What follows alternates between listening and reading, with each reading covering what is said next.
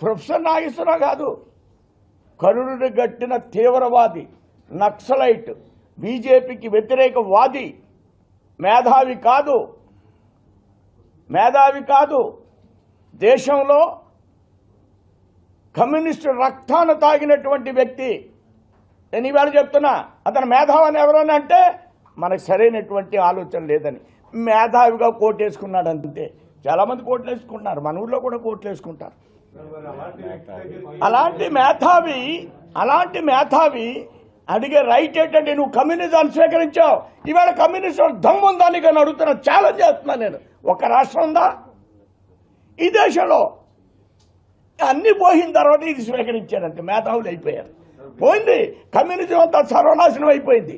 ఇప్పుడు మేధావి అయిపోయాడు, టీవీలు పెట్టుకుని మాట్లాడుతున్నాడు. ఏంటి ఉపయోగం ఏంటి?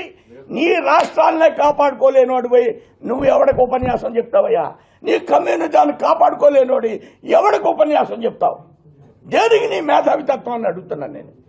ఎవరిని చూతులు గుచ్చుతావని అడుగుతున్నా. మా మీద వ్యతిరేకి మాట్లాడతాడంతే, దట్స్ ఆల్. వెళ్ళాను నేను, సుందరయ్య గారి ఇంటికి వెళ్ళాను, కాళ్ళకి నమస్కారం పెట్టాను.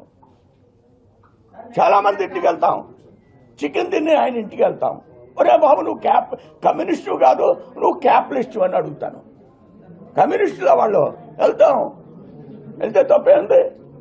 కమ్యూనిస్టులతో స్నేహం చేస్తాం.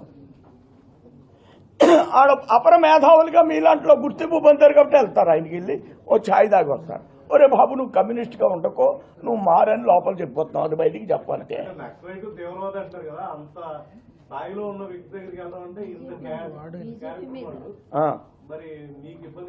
అలాంటి వాడి దగ్గరికి కూడా వెళ్తుంది భారతీయ జనతా పార్టీ. ఈ ప్రొఫెసర్ నాగేశ్వరరావు నన్ను ప్రశ్న వేశాడు.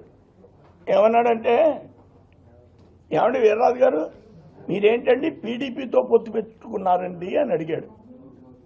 ఏ పార్టీతో? పీడీపీ. ఎక్కడ ఉంటుంది అది? జమ్మూ కాశ్మీర్లో ఉంటుంది.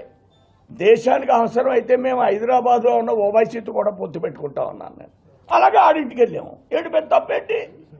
దేశం కోసం, మా పిల్ల పెళ్లి కోసం వెళ్తామేంటి ఆయన దగ్గరికి? మధ్య భలే చెప్పి